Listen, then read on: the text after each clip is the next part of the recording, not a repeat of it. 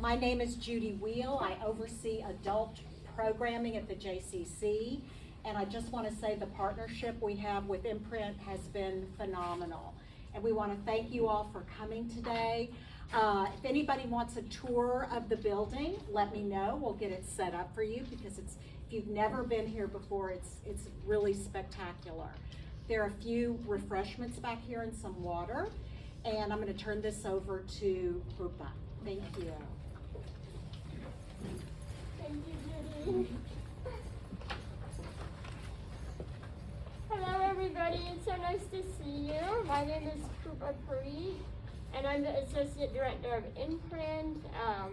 And with me here today are a lot of my colleagues from Inprint. There's Rich, there's Lori, there's Amanda, and on behalf of all of us, we're so happy to see you, and thank you for being here.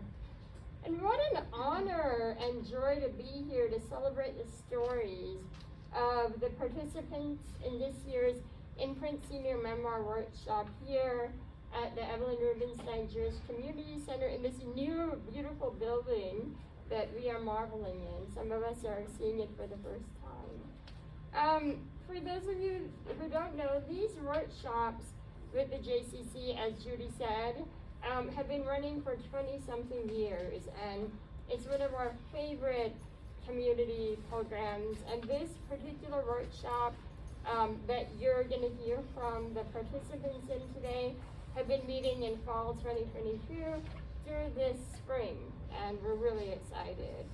And this workshop is just one of the many Imprint Senior Memoir workshops that Imprint has conducted over the years. And it's our way of documenting and preserving the really rich lived stories of our seniors. And that's part of our larger mission of inspiring readers and writers. And I think all of us can say that, there's really so much we can learn from our seniors. And we're really grateful that they write their stories in these workshops and then share their writing with us. It's an honor for us to hear their stories, and we are grateful to them.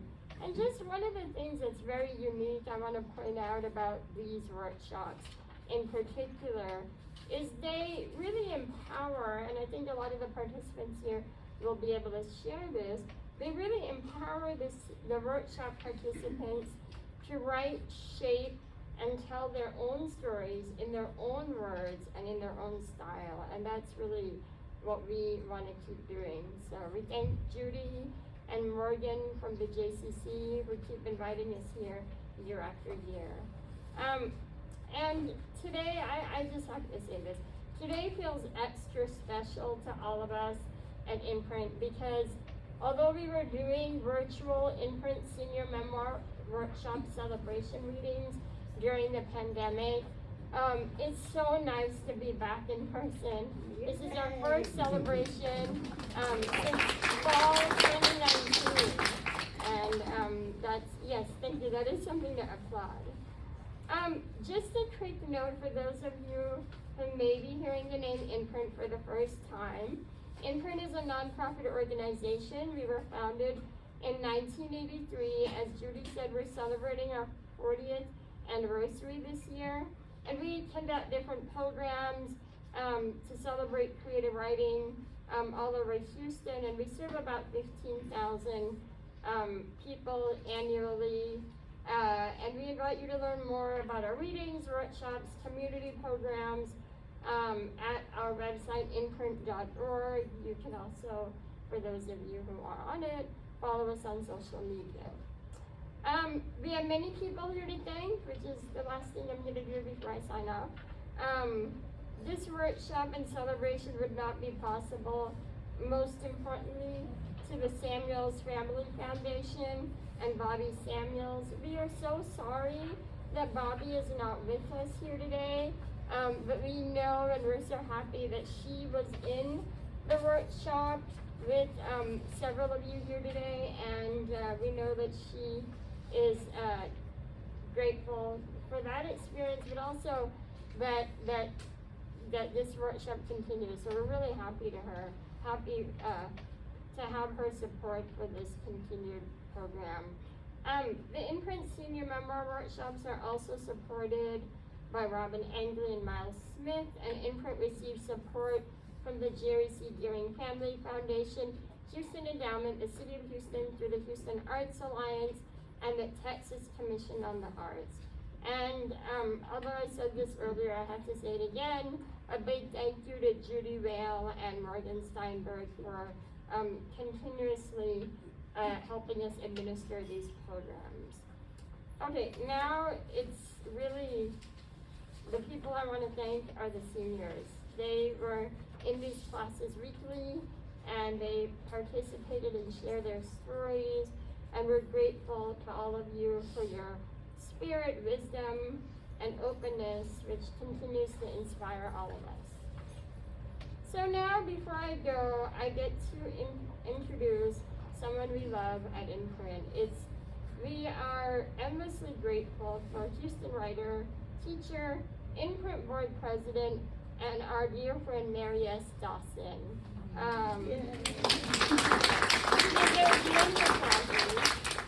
We thank Mary S. Dawson for her deep commitment to this workshop, her grace and passion as an instructor, and the generosity of her spirit that she brings to everything she does, not only for this class, but all things Inprint. So it is really a humbling and honored experience for me to introduce Mary S. Dawson and give her the podium.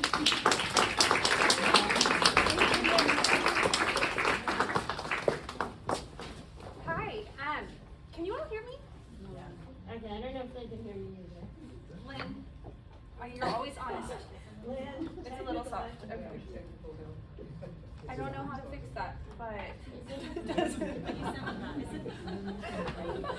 I'm glad we've established the problem, but I don't know what to do about it. I mean, I can talk loudly. I'm just trying to think first. Oh wait, here. Here we go. This is, here's the power. Power. Is that better? Oh, that's much better. Okay. So thank you all so much for being here. I sat down to write a couple of remarks to get us started.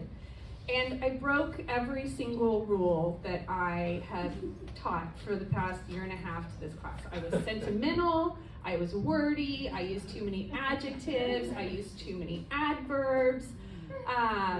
And so I thought, I'm just gonna wing it. And because if I write it down, you're gonna say, this is all wrong.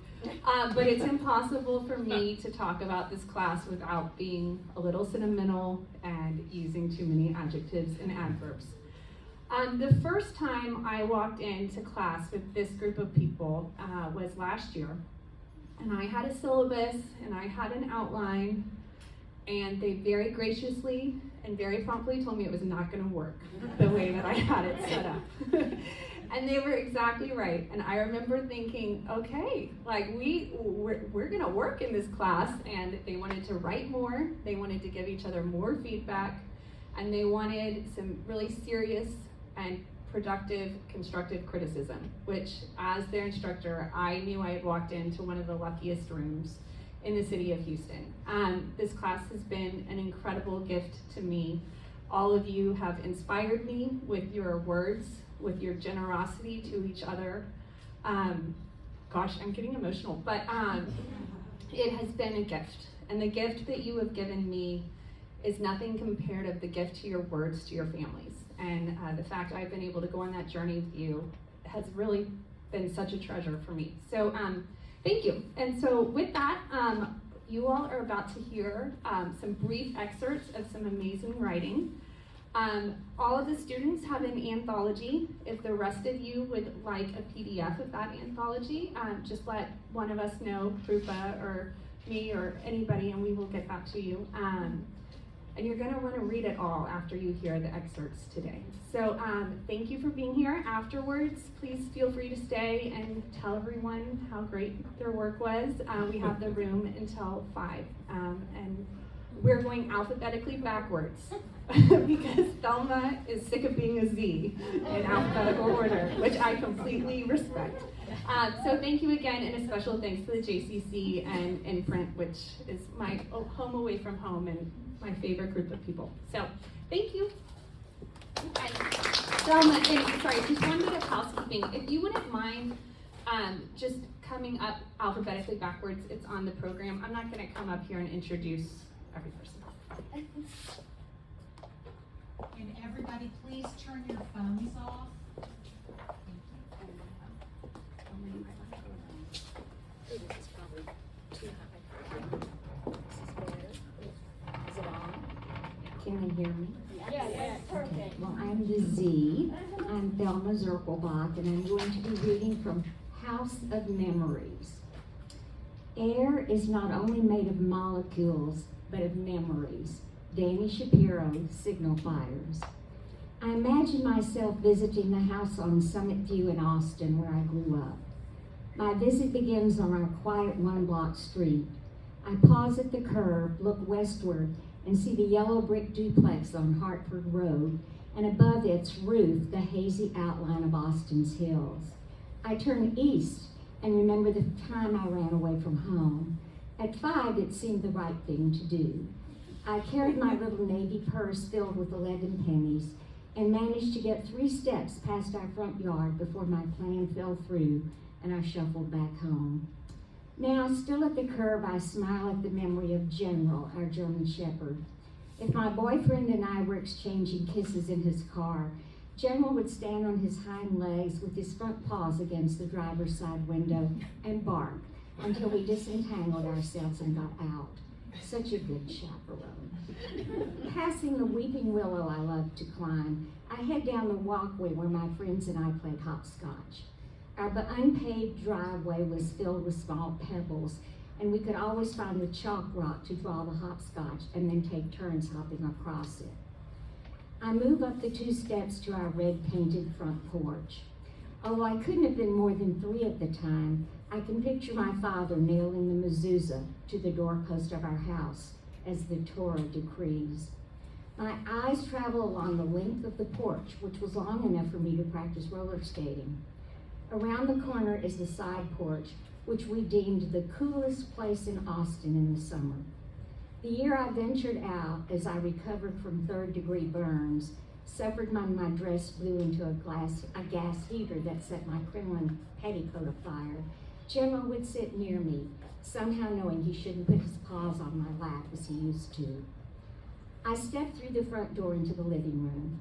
During the summer, the rug was rolled up and put away, and I would play jacks with my cousin, also a Thelma, on the hardwood floor. To the right is the dining room, the site each spring of Passover seders. In summer, the scent of jasmine wafted through open windows. Once I had a Halloween party, and at our long table, Mother served oranges scooped out and filled with chocolate ice cream. Now I wander through the breakfast room and into the kitchen, with its remembered smells of roasting chicken, of cookies baking, or freshly ironed clothes. I recall one afternoon standing with Mother at the kitchen window when my 8-year-old sister glanced up from the front yard and yelled, "Mommy, I know what fuck means." I have no idea how she learned that word, and I'm sure she didn't know the definition, but I remember seeing Mother's face turn pale. I don't know if she was shocked or embarrassed that her child was belting out such a not-to-be-uttered word where the neighbors might hear. Or it's possible my prim and proper mother didn't know the word herself, but knew it was something an 8-year-old shouldn't say. And I'm going to skip to the last paragraph. Wherever I have lived, the house on Summit View has always been home. Childhood formed me, and childhood memories are imprinted in my brain and carried forever in my heart.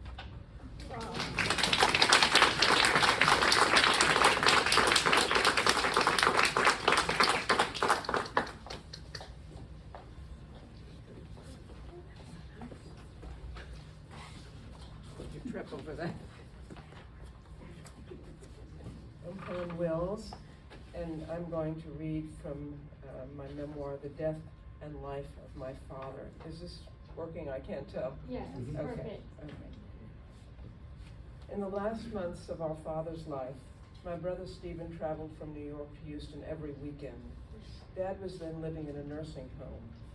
During Stephen's last visit, Dad was tired, bedridden, and knew the end was near. Dad had had various ailments but never complained. To everyone's surprise, he recovered from them all, ailments as well as the physicians. He would surrender to the inevitable when he was ready. He was ready at 90.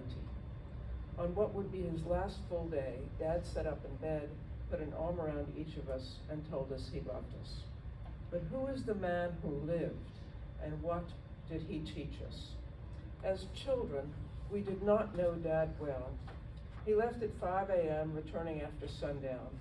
On weekends, tired, he would pay attention to us for a bit, fall asleep while reading the newspaper and listening to opera recordings. On Sundays, we went to the main branch of the Brooklyn Public Library. Dad was a great proponent of reading, fiction, history, politics. We read whatever we wanted to read. He read to me on occasion. Children's literature, no. Tom Sawyer, The Adventures of Huckleberry Finn, yes. Entertainment for children, opera. He's an unusual father.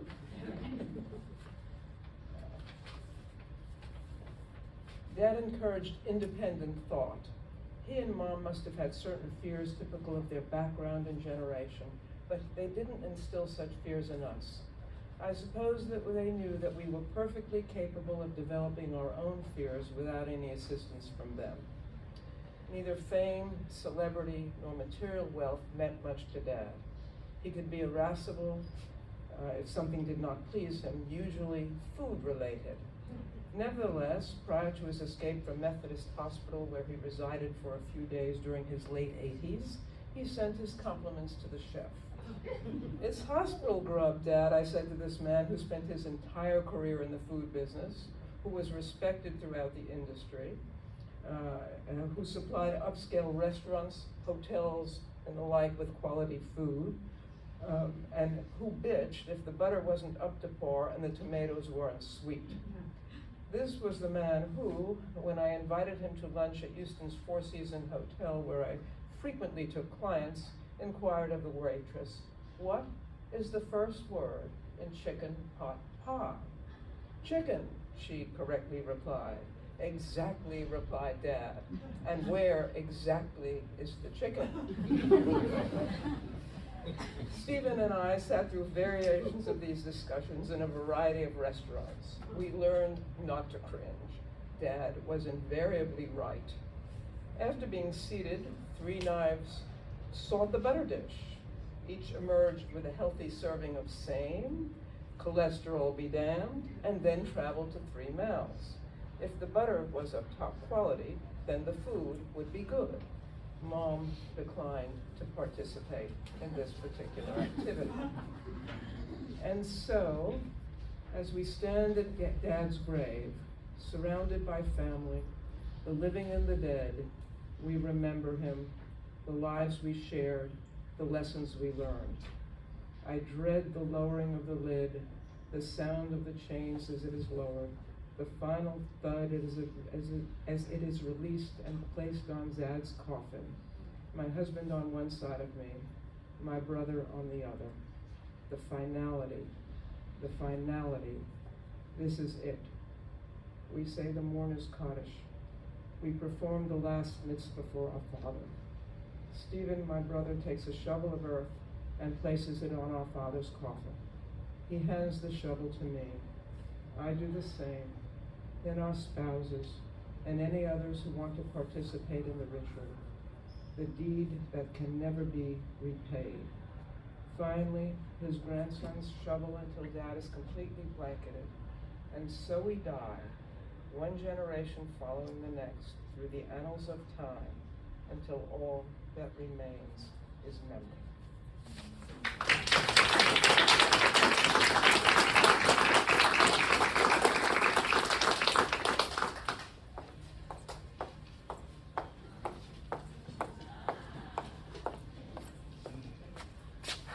I'm not Linda Ware.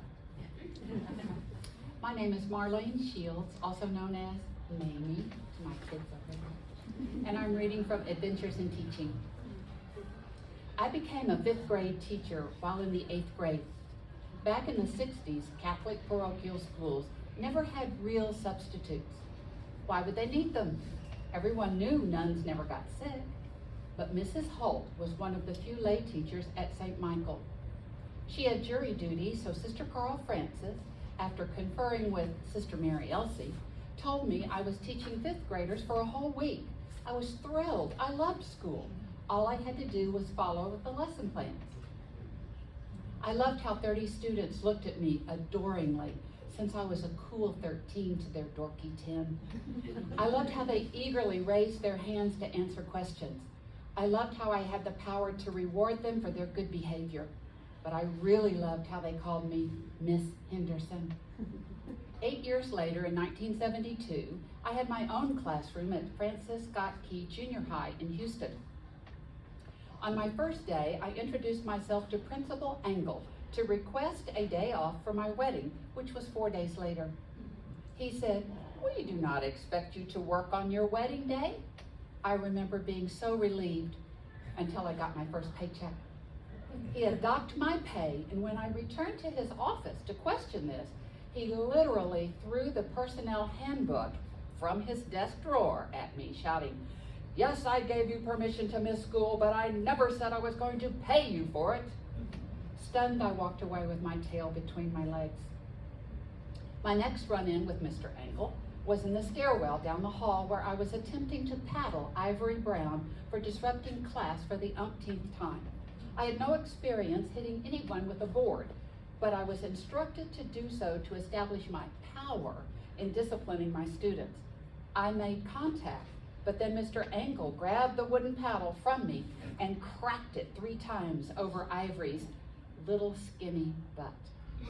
I flinched, Ivory cried, and Mr. Engel announced, "Now that's how you paddle a child." Later, I brought that paddle home to be painted yellow and then hung it on the bulletin board in my classroom, never to be used again. How did I ever end up in junior high? I was going to discuss great authors with high school students and instill in them my love of literature. We were going to relate universal experiences and truths to their lives. I was 21, inexperienced, and naive. I thought you had to be a masochist to teach at that school. Add these problems together and you get a drowning teacher. Then mercifully, Daryl, my husband, received his first transfer with Texaco. It was 1973 and busing had already created white flight in the small town of Port Arthur, Texas. The student body of Lincoln High School was left the same as it was before, just as black and just as poor. Segregation was alive and well. I, however, was one of 6 white teachers on campus, so was eyed with suspicion upon my arrival, and rightly so. I had to prove myself fair and knowledgeable every day. But this is where it happened. I found my love of teaching restored. My students taught me about life in their close-knit community. They shared. They invited me in. I learned about hair conking and branding oneself with a quarter for being a quarter white. I learned the words to the popular song, "The Revolution Will Not Be Televised," and played music during poetry class. I learned to teach them from where they were and to bring them along with me on the journey of discovery. I learned the effects of my words on them. I realized I had an awesome responsibility to speak the truth.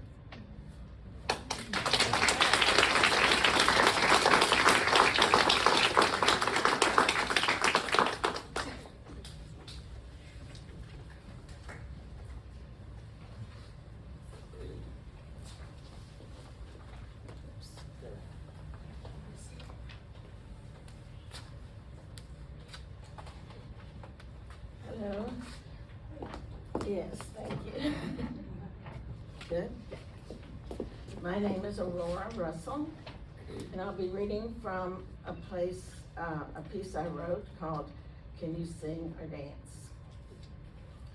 This took place in 1962, a long time ago. On my first evening in Las Vegas, I took a walk down the Las Vegas Strip, taking in all the sights. As I was crossing an intersection, I was approached by an elderly gentleman catching up to me from behind. He was curious about me. And when he found out I was alone and a first-time visitor, he eagerly offered to show me around Vegas, as he was just as crazy about Las Vegas as my brother Joseph was crazy about Long Beach. He introduced himself to me as James W. Pruitt, a longtime Vegas resident who is affiliated with the nightclub entertainment industry in some way or other that I can no longer remember.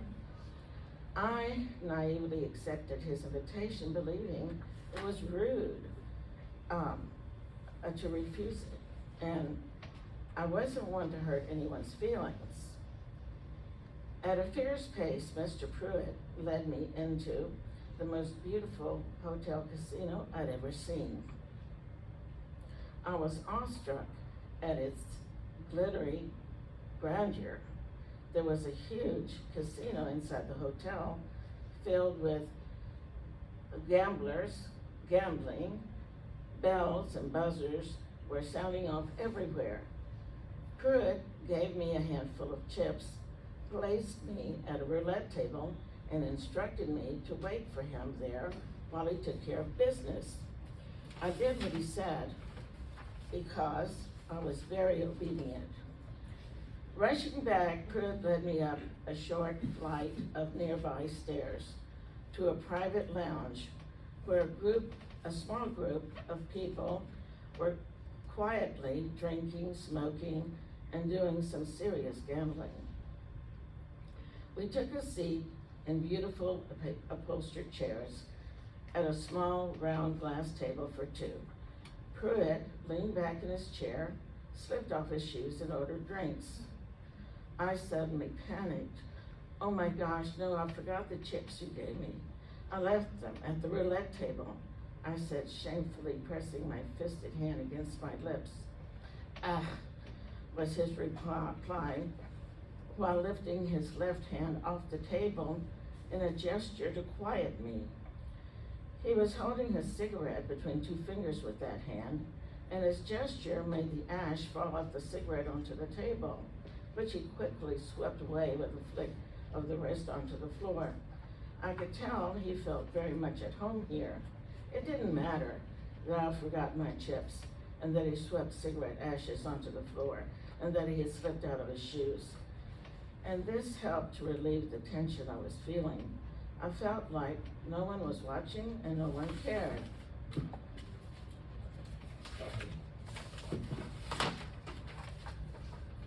There's Juliet Protz pointing his chin over my right shoulder towards another table. I looked over and felt a small shock and surprise. There was Juliet Protz sitting close to our table and looking like no one in particular. She wore no makeup, no costume, no headdress, just a regular looking girl enjoying a game of cards in a loose fitting and very colorful muumuu. My delight was palatable. I felt accepted and welcomed into this world of the rich and famous. Well, maybe not so rich, but certainly famous.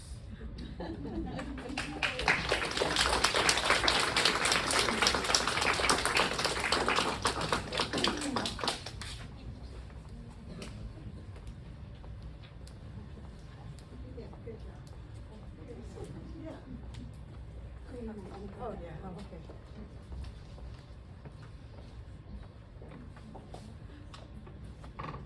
I'm Mary Claire. Can you hear me? Yep. Okay, yeah. This is from my memoir, When Everything Changed. My primary doctor tapped his foot in the exam room, studying my vow. He always wore such crazy socks, violet collared stripes, or polka dots, peeking out from his khaki pants. This had somehow endeared him to me. Not today. He was searching for answers to my ailment. I had blood clots in my left leg, which made walking difficult. Another ultrasound showed the blood clots were still there. The doctor could not explain it, only saying, let's work the problem. I didn't know what exactly he meant by that, but I thought I was in capable hands. That was in April of 2020. Less than a month later, I had a stroke. The day it happened was busy but manageable. But around midday, I did not feel like myself. When I went upstairs, I felt winded, so much so that I had to lie down. My husband brought me some soup, and my daughter came over to check on me. How you feeling, Mama? Not good, I replied. Then I turned to my husband. Honey, can you take me to the ER? My husband was not allowed in to do COVID, so I went in alone. The room was small, with a fluorescent light that blinded me whichever way I moved my head. After a series of tests, the doctor came in. He was blunt. You have a tumor the size of a small grapefruit inside your uterus, and blood clots in your lungs. I need to transfer you to the main hospital ASAP. The doctor ordered a shot of morphine to calm me down. Alone in that cramped little room, I sat with the news quietly, letting the drug wash over me until I could not feel any pain at all. On the bumpy ride over to the main hospital, I watched as the buildings flew by me, the street lamps just a flicker in the dark vehicle. It was my first time in an ambulance. I was wheeled via stretcher into the admitting area and later to my room, where I was transferred to a rock-hard bed. The nurse asked me some questions. I answered the best that I could, until I could not. My mouth was moving, but I was spouting gibberish. The nurse started freaking out. What's wrong? Why can't you talk? He kept shouting at me. I saw him visibly shaking, but I could not tell him. All I knew was I was unable to communicate, and my right side of my body was numb. An announcement came over the intercom, and a flood of nurses began pouring into my room, asking me questions I could not answer. I don't remember much more. I woke up the next morning and at the ICU, hooked up to various IVs. My nurse, a handsome, trim man named Matthew, noticed I was stirring, and he came over to me. I motioned to my lips, which were chapped, and he brought me some lip balm. And then and there, he taught me my first words since the stroke. Thank you. It will come in handy, he said.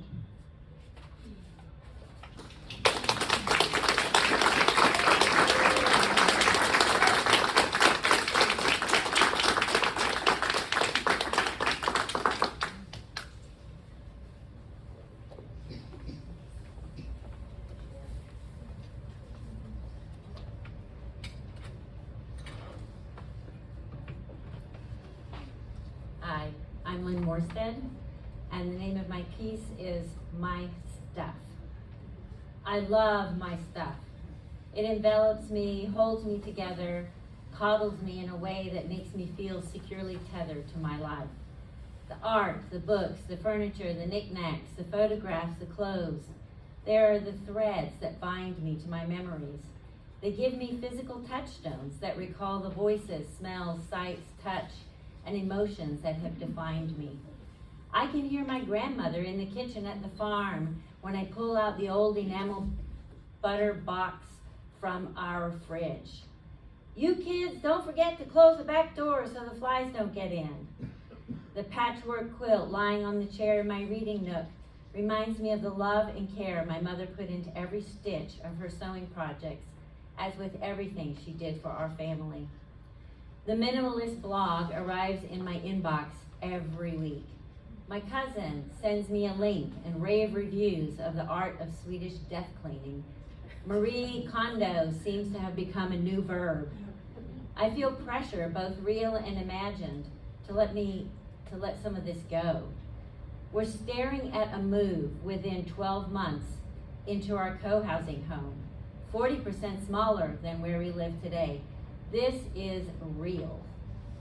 I tell myself that it would be easier to part with some of my treasures if I knew that they would be passed down to the next generation in my family or any other. The beautiful gold-rimmed, hand-painted Limoges plate from their great-grandmother Morstead holds less interest for our children than the fiesta ware we eat on every day. I sort of get it. They didn't know her, and they don't have use for fine china in their lives. Coming to grips with the fact that nobody wants my stuff, treasures to me, is a work in progress. It's a matter of discerning what I want to have in my life while I'm still around. I can't worry about what happens with it after I'm gone. So to figure this out, I notice that I'm applying 4 different criteria to the sorting process. Is it something sentimental that I want to keep in my surroundings? Or will I need it?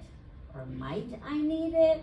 Or might I want it and regret having giving it up too soon?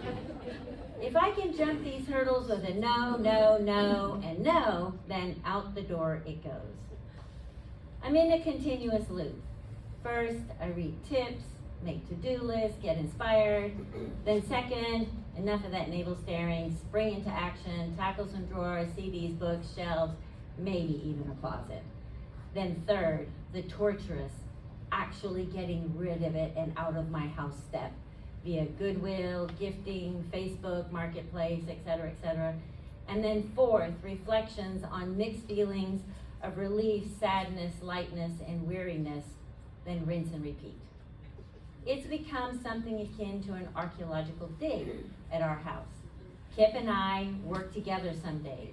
We gently scrape out a layer of our lives, going as deep as feels manageable that day, carefully extracting and sorting the artifacts. We revisit the memory, try to determine if we would miss it or use it in the future. Sometimes we say goodbye, sometimes not. I've been told by everyone who has made it to the other side of this emotional Mount Everest that it is totally worth it. I will feel lighter, energized, freer. They even claim that it will unleash unexpected energy to start new things in life you didn't think were possible. A zing of energy hit me the other day when I opened a kitchen cupboard that is now bare. Wow, something is shifting here. So here we go again, rinse and repeat, and I'll report back when I get to the promised land.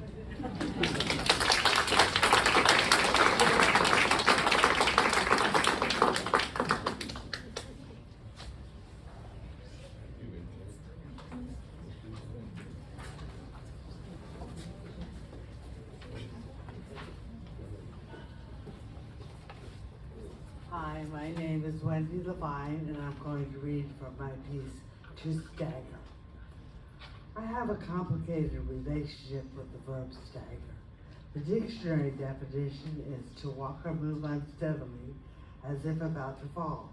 This conjures up, the example given is he staggered to his feet, swaying a little. Though this conjures up a drunken image, I have yet another reason for staggering.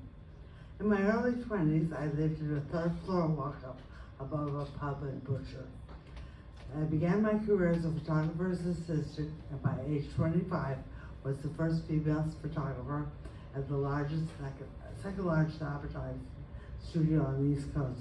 It was a small coup, but I felt proud. Some 6 months later, I found myself languishing in a North Jersey rehab hospital after a quadruple rollover in my white Toyota. I'd suffered a skull fracture, 2 collapsed lungs, 2 bouts of pneumonia, and had just emerged from a 6-week coma. At 90 pounds, I would sit slumped like a rag doll in my wheelchair.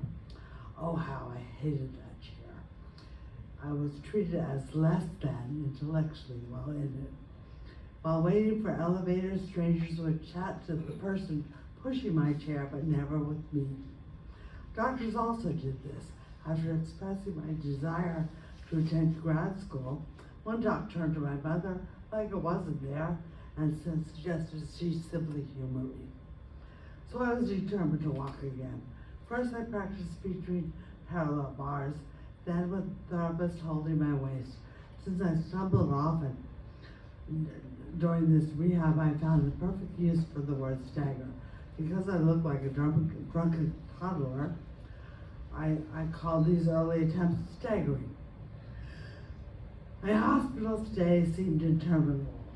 During the first week, when I still had to buzz a nurse every time I needed to use the toilet, I felt that if I'd been able to hoist myself out of bed and transfer to the wheelchair myself, I would have rolled through the 4th floor window and thrown myself out. Life felt beyond bleak. Weekends were worse.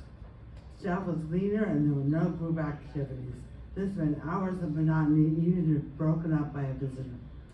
Thankfully, after 2 months, I was deep well enough for a weekend home. I was thrilled. I hadn't been home in months and still shared the 3rd floor walk-up with both the pub and butcher with my boyfriend. He brought me home. Once I'd arrived, our good pal John suggested we visit the pub below the apartment, so I staggered down to street level, leaving the chair behind. The pub bouncer was not impressed at all. "We're not serving her, she's already drunk." The guys tried explaining that a car accident had affected my motor control, but I just shut them up and ordered Perrier instead. I was just happy to be out and home, experiencing life. In another 5 months, when finally discharged from the hospital, I shoved the wheelchair in the closet and lunged from wall to sofa, grabbing anything for support. For the next 2 years, I worked 6 hours daily at outpatient physical therapy to minimize my stagger. And now, if I walk carefully, my gait is almost normal. Decades later, newly divorced and living in Houston, I was driving a rental car home on Holcomb Boulevard towards the med center. A friend and I had just shared dinner at her house. Halfway there, I heard the siren. But I figured it was an ambulance coming from the med center, so wasn't concerned. Then the bullhorn made me jump. "Pull over right now," an angry voice demanded. With bright sunlight upon me, I felt like a cornered rabbit. Then 2 backup cars, sirens blaring, surrounded me. I learned later this was typical of Westview police. 6 officers descended, all demanding answers. "Why didn't you stop? Have you been drinking? Isn't she slurring?" "No, it's medical. I have dysarthria from an accident years ago," I countered. "Well, why weren't your lights on?" "Mine go on automatically. I didn't realize." "It's a rental car. If you weren't at the bar, call your friend and have her come and verify your story." The policeman in charge then asked me to walk heel to toe. Despite having had no alcohol, I fell forward in a stagger. "It's my ataxia," I pleaded, "a motor control issue from that accident." I then called my friend to explain the situation. She arrived in her black Beamer, slammed the door shut, and sashayed over, tossing her long honey blonde hair behind her. Gesturing dismissively, she said with a smirk, "Look, I've known her 20 years, and she used to be a lot worse." Besides, she's been through a difficult divorce.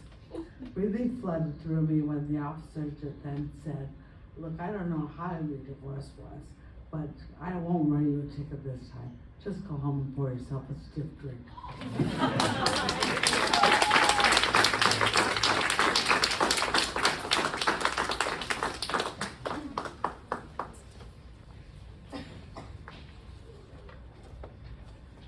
Ann Lewis, and I'm reading an excerpt from a piece I wrote called Offerings to My Mother.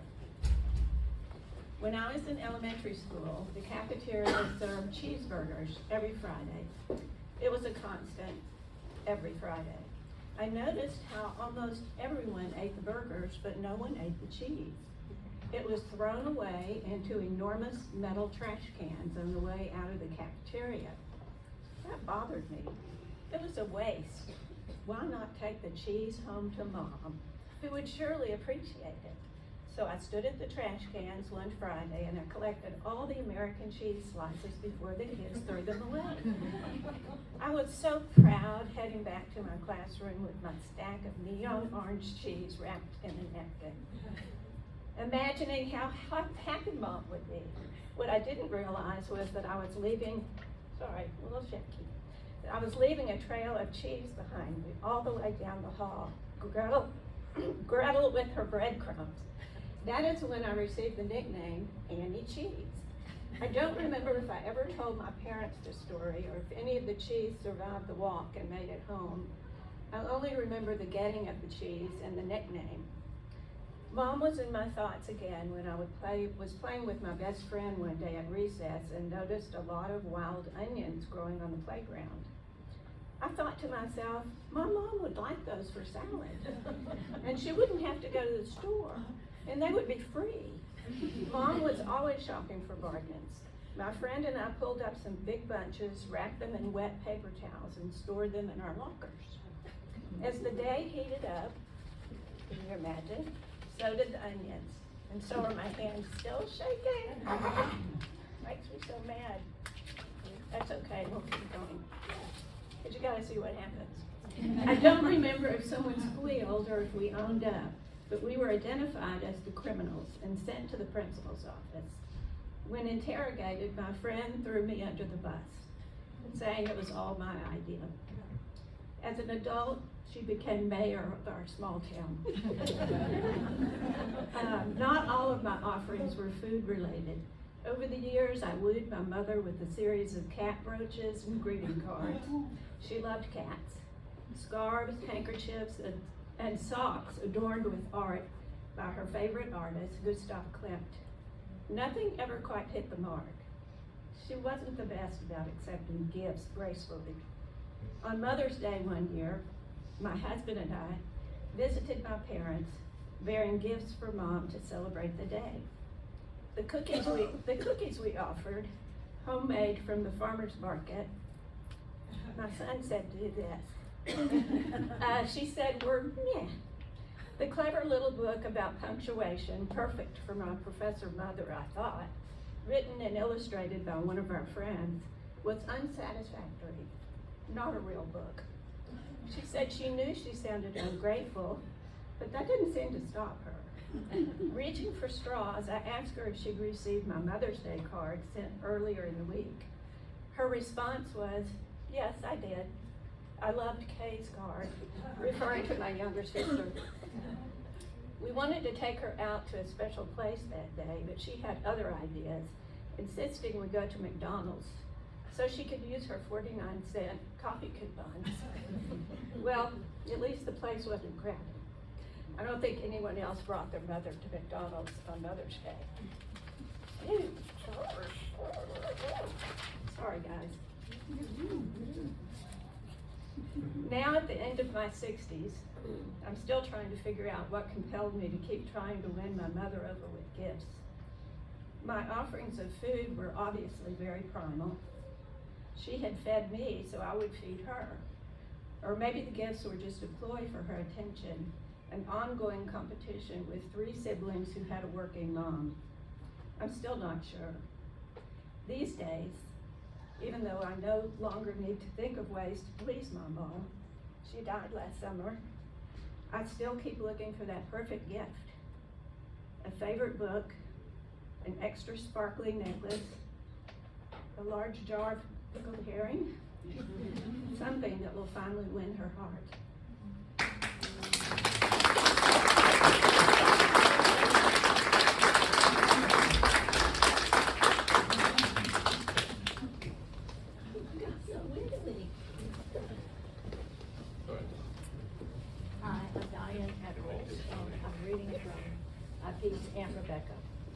My favorite thing about spending a week in the summer with Aunt Rebecca from age 10 through 12 was our trip to the Zodiac Room, the fancy tea room in the downtown Dallas Neiman Marcus. She would drive us there in her big Chrysler, and we arrived triumphantly as she handed the keys to the parking attendant. She always stood erectly with her head high and looked marvelous and important. I stood proudly beside her, knowing I was with someone special. At the tea room, she was always quickly escorted to the table of her choice. She expected and appreciated good service. She often wore purple and typically a wide-brimmed hat. What a treat to be with her as she was noticed respectfully by waiters and customers alike. I think Aunt Rebecca inspired me to get a PhD, and my cousin Claudia to not only get a PhD, but also to wear big hats. Rebecca Switzer, known to me as Aunt Rebecca, was born in 1888 when women still wore long dresses. In fact, they wore them until 1919, when at 31 she completed her PhD in modern languages at Columbia University, before women could vote. She then returned to Texas to teach at the Texas State College for Women, now Texas Women's University in Denton, to be near her family. My grandmother Elizabeth, Aunt Rebecca's sister, was 2 years older and described as sensitive. Elizabeth married a handsome banker, J. Barney Davis, who later became finance commissioner of Dallas and was rumored to be the next favored candidate for mayor. They had 4 children. My father was the oldest. Sadly, when the Depression hit, my grandfather walked away from Dallas and his family. It was Aunt Rebecca who tracked him down and convinced him somehow to return to his fragile wife and 4 children. She did have a stern way of looking at people that made them want to comply with her suggestions. I imagine that she might have said, "Barney, Elizabeth and your children need you. I know you have the strength of character within you to return and not let your family down. After all, family is all we really have." Aunt Rebecca would have been in her prime at that time, thriving as the head of foreign languages at TWU. She traveled all over the world and often combined business with pleasure, shopping at flea markets and buying many treasures for her own, antiques and china dishes. I first got to know Aunt Rebecca when she retired and moved to Dallas. I was about 10 when she lived in a beautiful house on a hill in Oak Cliff overlooking downtown Dallas. Her house was full of unique pieces of furniture she had acquired all over the world on her travels. I particularly loved her black etagere, as she called it, with the mirrors in the back. The whole family, my aunts and uncles and their children, would all go over to Aunt Rebecca's after she returned from long foreign trips, and she would have various gifts on the table for children to choose something. We would eat off her blue willow china, each piece different as it was purchased at different times in different exciting places. Aunt Rebecca later moved to a high-rise and offered some of her belongings to the family for sale. I was surprised to see I was the only one who was interested. I was able to buy several pieces and invited her down to Houston to visit and see her furnishings in our home. I visited infrequently from Houston after she moved from the high-rise, where an elevator closed on her, breaking her hip, to a nursing home in Dallas. She was miserable there, immobilized and losing her sight. As a voracious reader, that was a real blow. She died in 1988, a few days short of her 100th birthday. As I sit here looking at her lovely etagere and Wilkes dresser, full of the blue dishes she kept there, I think of her and the impact she had on her family and the importance of family roots.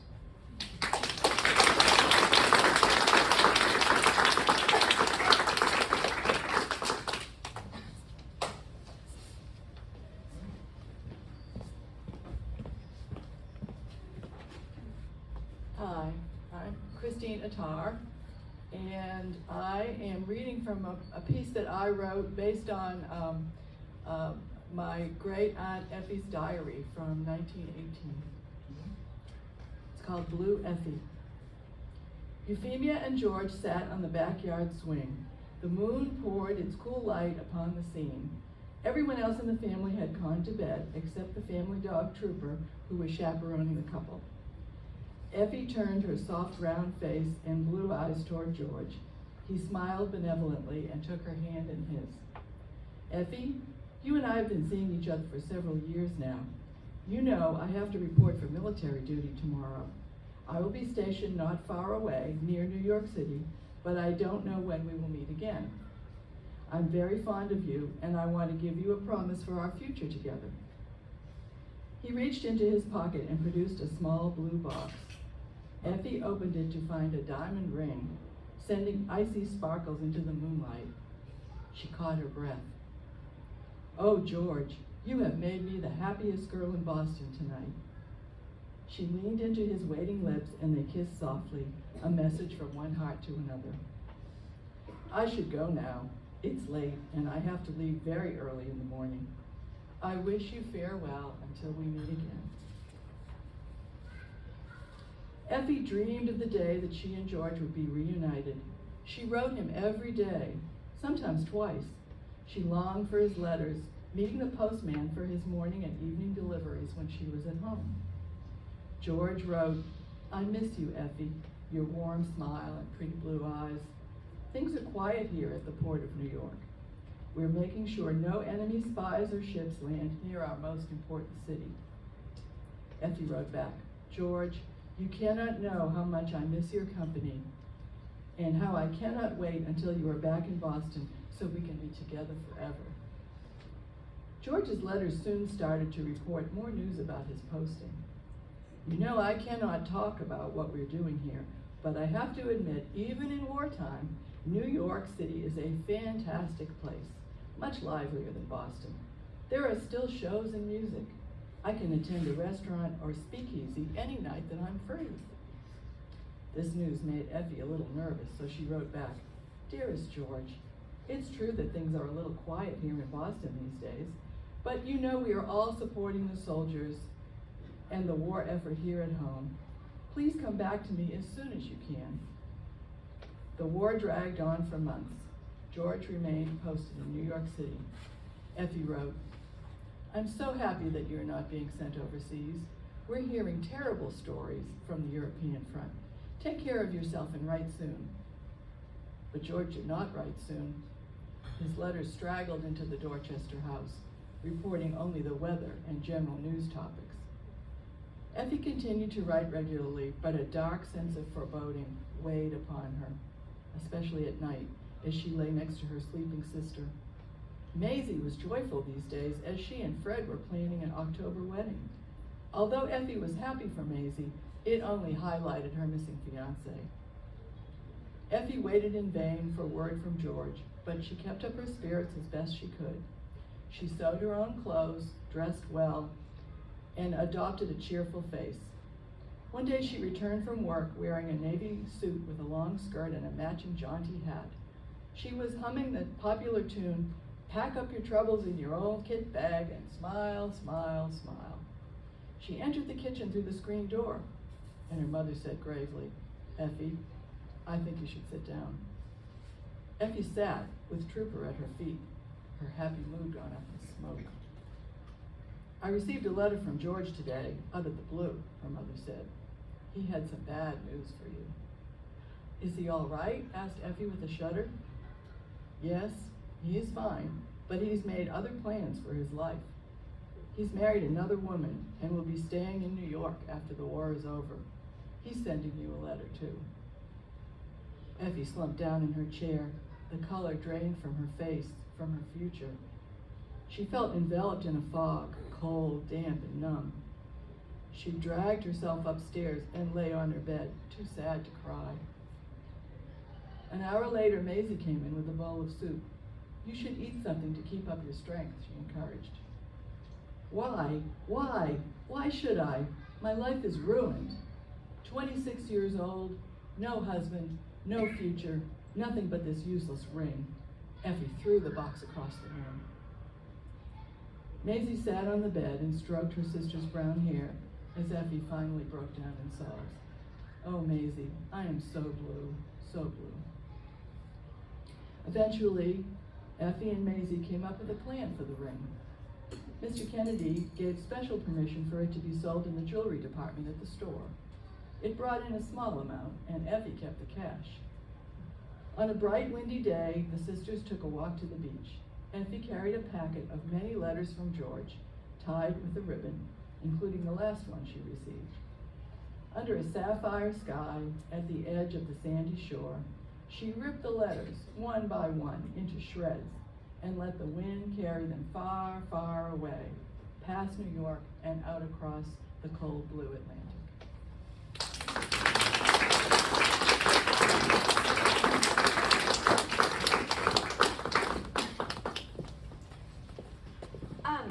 The most amazing thing is that not only are all these people amazing writers, as you just heard, but they're also really great people. Wasn't that incredible? You see why it's so inclusive. Truly advocates. Students, would y'all mind coming up for a picture when we're finished? I'm gonna let. Yeah. I just want to echo what Marius said on behalf of all of us at Inprint. Thank you so much for being here. Thank you to the participants for sharing such beautiful pieces.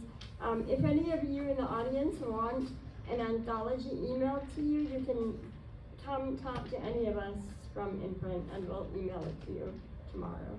Thank you. Thank you, Marius. Thank you, Judy.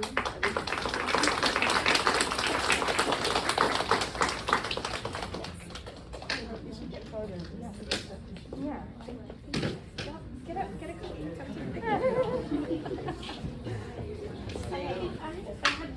No, you were great. Your voice was fantastic. Oh, thank you.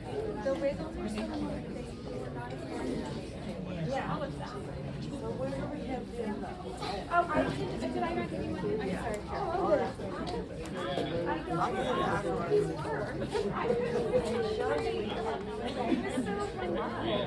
This is what I will say.